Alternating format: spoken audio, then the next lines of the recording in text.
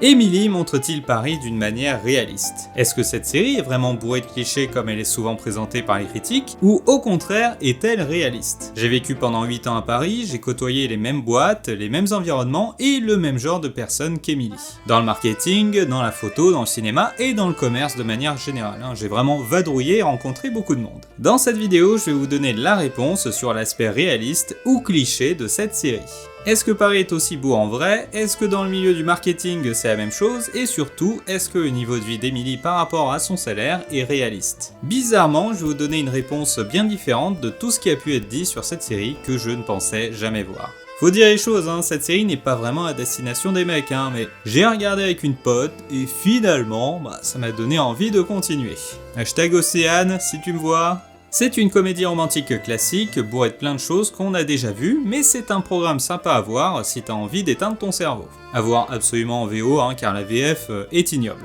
Premier point, Emily est une américaine qui débarque à Paris et qui a du mal à s'intégrer ou avoir des amis. Aspect ici très réaliste, car c'est le cas pour tous les étrangers débarquant à Paris. Tous les retours que j'ai eu d'étrangers dans les universités étaient la difficulté de s'intégrer. La solitude et les amis qu'ils se faisaient étaient quasi toujours des personnes de leur pays d'origine. Perso, j'ai toujours eu beaucoup de connaissances, des gens que tu connais, avec qui tu fais la fête de temps en temps, mais ça ne sera jamais de vrais amis. J'ai fait des soirées chez moi où on était 30 dans mon 24 mètres carrés et pourtant, finalement, il m'est resté que 2 véritables amis. Sur ce point, je pense que c'est vraiment une question de chance où tu tombes sur la bonne personne au bon moment. C'est pas uniquement français, car il y a la même chose dans d'autres pays.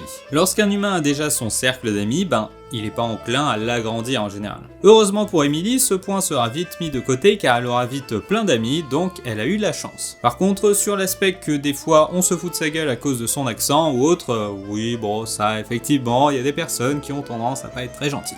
Perso, j'ai surtout vu du racisme anti-chinois. Vraiment beaucoup, malheureusement. C'est quand même un aspect que je trouve très exagéré comme plein d'autres choses, mais c'est normal, ça reste une comédie. Deuxième point, l'appart d'Emily. Là, c'est réaliste. Elle est dans le marketing et travaille déjà aux États-Unis, donc avec un salaire bien supérieur à ici. Très vite, avec le poste qu'elle a, son salaire doit être entre 3 et 4 000 par mois. C'est mes estimations.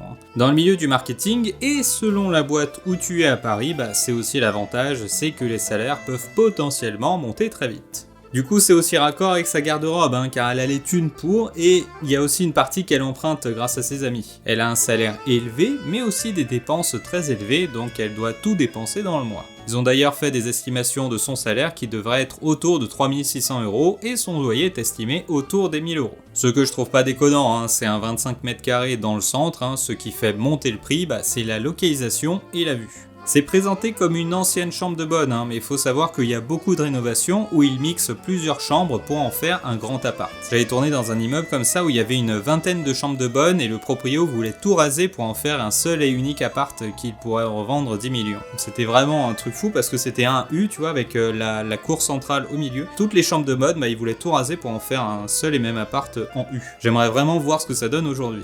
Donc deuxième point, pour moi, c'est ok, son niveau de vie est réaliste à condition qu'elle ne mette rien de côté à la fin du mois. Et puis ça reste une série, Est-ce que je dois vous rappeler le nombre de films américains où t'as des jeunes de 16 ans qui arrivent au lycée en Audi R8 ou en Ford Mustang, Même les films français se passant à Paris, t'as toujours des persos qui vivent dans des apparts immenses, Est-ce qu'on en parle?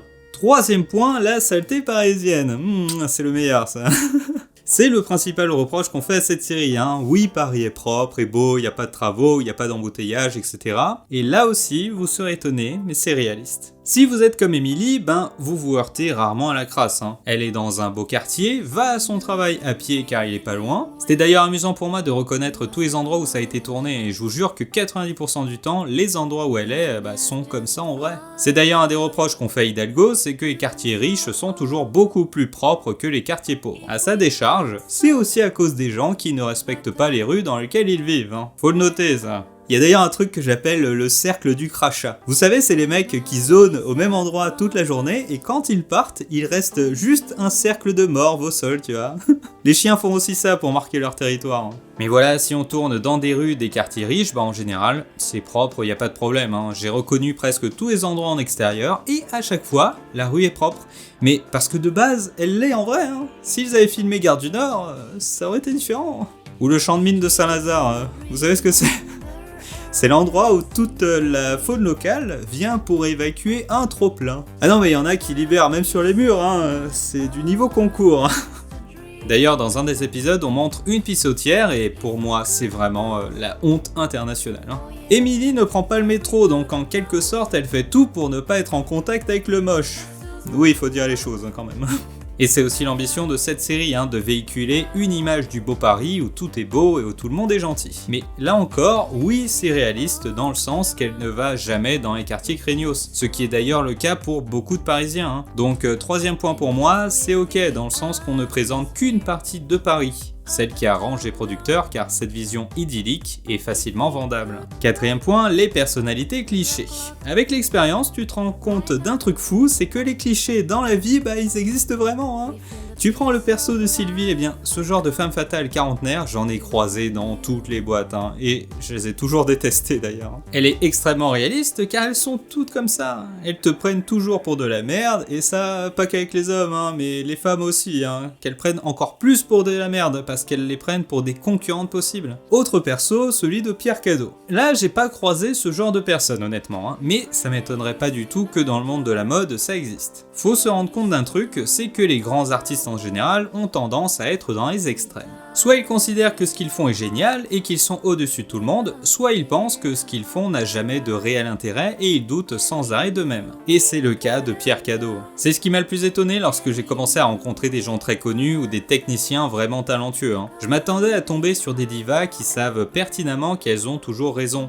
Alors que pas du tout. Hein. À chaque fois, c'est des gens simples qui n'arrêtent pas de se poser des questions car ils ont l'impression que ce qu'ils font n'est pas si ouf. Hein. Tu prends Orelsan, et bien durant tout le documentaire sur Prime, hein, il dira que pour lui, ce qu'il fait c'est à peine moyen. D'ailleurs, anecdote. Si vous ne le savez pas, je suis photographe depuis des années. Et un jour, je dois faire un shooting en studio de bijoux pour cheveux, pour une boîte qui s'appelle John Nollet Paris. Bon, le shooting se passe bien, comme toujours, hein, je rencontre au passage Monsieur Nollet, quelqu'un qui est vraiment très grand, très sympa, qui me pose quelques questions et tout, mais vraiment le genre de client parfait. Mais surtout, genre en 50 photos, c'est le seul client qui, après le shooting, m'a envoyé un long mail m'expliquant qu'il avait apprécié mon travail, mon sens de l'écoute, etc. Le seul client en 5 ans. Hein. Surtout que si j'avais tapé son nom sur internet, je pense pas que ça aurait été aussi bien parce que j'aurais été trop stressé. Hein. Genre 6 mois plus tard, tu vois, je suis sur le périph', tu vois, dans ma voiture, et j'entends la radio, et aujourd'hui nous accueillons le coiffeur des stars, John Nollet, créateur du carré d'Amélie Poulain, de la coiffure de Jack Sparrow, et moi je suis en mode mais what the fuck. Et puis je suis en mode, non mais, il doit avoir le même nom, c'est pas possible, tu vois. Et puis il commence à parler au micro, et tu vas parler et tout, et je suis en mode, oh non, mais c'est la même voix, mais c'est un truc de fou.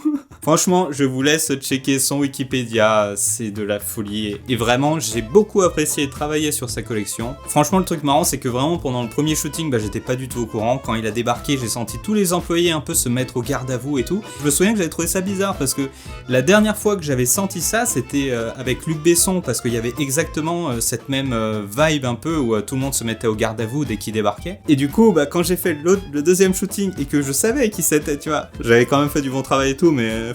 et c'était chaud, frère. Même en vrai, tu vois, elle a quand même une certaine présence, enfin bon. Ça aussi, dans ce monde-là, tu te rends compte que les plus grands génies sont pas forcément ceux qui se la racontent. Donc, Pierre Cadeau, franchement, ça m'étonnerait pas qu'il y ait un gars du même genre qui existe. Tu as aussi Julien et Luc, hein, dans toutes les boîtes, franchement, c'est vraiment incroyable parce que, genre, dans toutes les boîtes, tu vas forcément avoir ce duo improbable du mec super bien sapé et tout, et du beauf de service. Et franchement, c'est toujours les meilleurs. Hein. C'est toujours ceux qui restent les plus humains et les plus cool dans ce genre de boîte où t'as tendance à mélanger le français et l'anglais, à te forcer à paraître cool, etc. Donc franchement, eux aussi, réalistes. Camille maintenant. Alors là aussi, incroyablement vrai, puisque chez les enfants de bourgeois, tu vas toujours avoir deux archétypes. Le premier, c'est celui que j'appelle le créateur de start-up. C'est-à-dire qu'il a fait des études en marketing ou en commerce et en sortie d'école, il lance une start-up car il sait pas trop quoi faire de sa vie. En général, ce sera une marque de vêtements dans laquelle il met une partie de l'héritage de ses parents et la boîte coule au bout de 3 ans. Tout ça sous l'œil des approbateurs des parents qui veulent soit qu'il se trouve un vrai travail, soit qu'il reprenne l'entreprise de la famille. Donc pour moi, ce perso est incroyablement réaliste, j'en ai croisé à l'appel. Deuxième archétype évidemment, c'est celui qui sait pas ce qu'il veut faire de sa vie, hein. Il veut faire de l'art, et voilà, c'est genre 80% des gens que j'ai croisés en école de ciné, hein. Donc honnêtement, je sais même pas si je l'aime bien, hein. Suivre des persos qui ont toujours eu très facilement tout ce qu'ils voulaient dans la vie et qui n'ont comme problématique qu'un triangle amoureux qui pourrait être résolu en 2 secondes, hein, si tu n'étais pas aussi conne, franchement. Et vous voulez savoir la meilleure ? La fin de la saison 3 est entièrement pompée sur la fin de la saison 3 des frères Scott. Dans Emily in Paris, il y a cette triangulaire qui apparaît une deuxième fois entre Gabrielle, Emily et Camille, et on suspecte qu'une des deux soit enceinte. Dans les frères Scott, il y a cette triangulaire qui apparaît là aussi une deuxième fois entre Lucas, Peyton et Brooke, et on suspecte là aussi qu'une des deux soit enceinte. Problème d'occidentaux quoi, hein. Ce qui m'intéresse dans cette série, c'est la présentation de Paris, du marketing, de l'humour et des amis qui entourent Emily. Mais sinon, le perso de Gabriel, alias insérer insulte ici, franchement il passe pas car il est trop réaliste. Alors, j'ai déjà en travers de la gorge ce perso. Alors, je n'ai rien contre le perso en tant que tel, il est réaliste et bien écrit, y a pas de problème. Mais je déteste ce genre de mec, car c'est exactement le cliché que les parisiennes, ou même toutes les meufs en général, s'arrachent. C'est le cas dans la série où, oh là là, mon pauvre, tu dois choisir entre la brune et la blonde super canon, et on t'offre un restaurant comme ça, les doigts dans le nez, et tu continues à faire la gueule, sérieux. Oh mon dieu.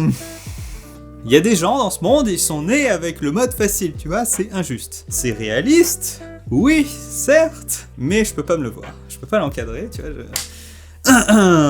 Tu vois, l'autre jour, moi, il y a la caissière du Leclerc qui m'a fait un sourire et ça a illuminé ma fucking journée. Il a vraiment de la chance que je sois pas son scénariste, hein, parce que tu vois, moi, dès l'épisode 2, là, je le fais se réveiller dans un motel au Mexique avec un rang en moins, hein. Allez, bam, on va rééquilibrer les choses direct. Donc, globalement, leur triangle amoureux, je déteste parce que ça pourrait être réglé en 2 secondes si les meufs arrêtaient de faire leur choix amoureux uniquement parce que oh là là, regarde comme il est mignon.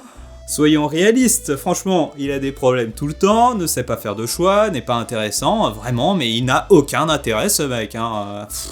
Et puis tiens, je vais faire un petit changement pour ce perso. On va dire qu'il se réveille, non pas avec un rang en moins, tu vois, mais avec sa bite en moins. Et on lui laisse les couilles. Comme ça, tu vois, genre, il est condamné à avoir envie de Ken. Mais il ne pourra jamais, il ne pourra plus. Le supplice de Tantale mis à jour. Ah moi, comme scénariste, je serais horrible, hein. J'ai été élevé avec Lost, alors ça laisse des traces. Bref, ce triangle amoureux a beau être réaliste, c'est de la merde, et toi je t'emmerde, voilà. Et s'il y a bien un perso que j'adore, c'est Emily. Si on met de côté ses goûts douteux en termes de garçon, ce que j'adore vraiment dans cette série, c'est que c'est totalement les galères d'Emily à Paris, et je me suis beaucoup retrouvé dans son personnage de jeune première qui débarque et qui se fait refouler par tout le monde. Non, vraiment, cette série a comme base une grande observation du travail dans les bureaux et des interactions entre salariés ou avec les étrangers. Moi, je sais qu'à chaque épisode, j'y retrouve quelque chose que j'ai vécu ou que j'ai pu observer. Pour les persos, j'ai fini, et même l'ambiance en général dans les bureaux, c'est très réaliste, hein. Il y a la pression du résultat, et que chacun veut être meilleur que l'autre, etc. Il y a aussi les déjeuners qui durent des heures, ce qui fait qu'il y a des journées entières où on fait semblant de travailler, où on est en brainstorming, tu vois. C'est réel, hein, franchement, moi j'ai fait des journées, tu vois, où tu débarques au bureau à 10h. À 11h, tu te dis, bon, on va manger, allez, viens, tu vois. Et au final, tu reviens à 16h, tu reviens, tu t'écris 2-3 mails, et hop, on rentre à la maison, vas-y, c'est vendredi, c'est le week-end. Ça dépend des boîtes. Il y en a où c'est hardcore, où t'enchaînes les journées interminables, et d'autres où t'es en brainstorming tout le temps. Tout comme les salaires, hein, parce que c'est pas parce que t'es à Paris que tu seras forcément bien payé, hein. Il y a des boîtes, pour un travail égal, c'est du simple au triple en termes de salaire. Surtout dans le commerce, où t'as des primes qui tombent de partout si t'es un bon vendeur. Franchement, pour moi, cette série à la base n'avait aucun intérêt puisqu'elle montrait un Paris idéalisé. Et comme j'ai été parisien un bon moment durant le tournage des 3 premières saisons, j'avais pas vraiment envie de voir ça. Chaque épisode que je vois me fait penser à un truc que j'ai vécu, j'ai moi aussi été dans ce genre de bureau en marketing, et tout est vrai. Certaines choses sont exagérées, mais le fond est véridique. Il y avait d'ailleurs un bureau où je suis allé plusieurs fois qui était incroyable parce que c'était genre tout en haut de l'immeuble et les fenêtres donnaient directement sur le toit de l'Opéra Garnier. Et donc on avait tout ce qui est statues en or, etc. Mais vraiment genre méga proche, beaucoup plus proche que quand on est tout en bas au niveau de la rue, tu vois. Ça donnait vraiment une sacrée vue, quoi. Ça c'était un bon souvenir tout ça, hein. Quand tu fais partie de cette caste parisienne qui a du fric, tu vas pas te retrouver dans les quartiers chauds ou un peu dégueux, hein. Tu te retrouves dans les meilleurs quartiers comme Émilie, et j'ai bien aimé qu'ils montrent le vrai Paris, en tout cas à l'image, car souvent apparaissent des déchets, des tags, des autocollants sur les poteaux, enfin tout un tas de trucs qu'ils auraient pu enlever s'ils avaient voulu enjoliver la ville. C'est pour ça que j'ai pas compris tout ce déferlement de critiques alors que c'est normal de présenter la ville uniquement de ce point de vue. C'est pas une série des frères Dardenne, hein, on est là pour rêver, pas pour avoir envie d'en finir. Il y a une différence entre ne pas tout montrer pour entretenir un rêve, comme dans cette série, et idéaliser totalement tout. Donc oui, j'ai adoré cette série car c'est beaucoup de nostalgie pour moi. Paris est une tornade qui t'emporte dans un bordel incroyable, qui peut sembler horrible comme ça, mais pour moi c'est le bordel ambiant qui me manque. En regardant cette série, je reconnais ces rues où j'ai vadrouillé avec des amis, avec mon ex ou pour des tournages. Ça peut sembler bizarre pour une ville où l'on navigue entre deux insultes envers des cyclistes, mais lorsque tu y vis, tu es obligé d'adopter un certain rythme, car cette ville en fait, c'est une vraie tornade. Et soit tu es né dedans et cette tornade fait partie de toi, soit vaut mieux que tu déménages. Mais perso, j'adore Paris et dans cette série, je retrouve l'ambiance de cette ville avec les embouteillages en moins. Et l'odeur âcre de l'urine du matin en moins. Ce qui est très appréciable quand même. Après je dis ça, mais quand je reviens et que je sors du train à Montparnasse, tu vois, je suis en mode...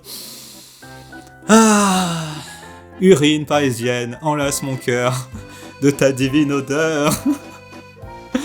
Enfin bref, j'espère que cette vidéo vous a plu et à la prochaine.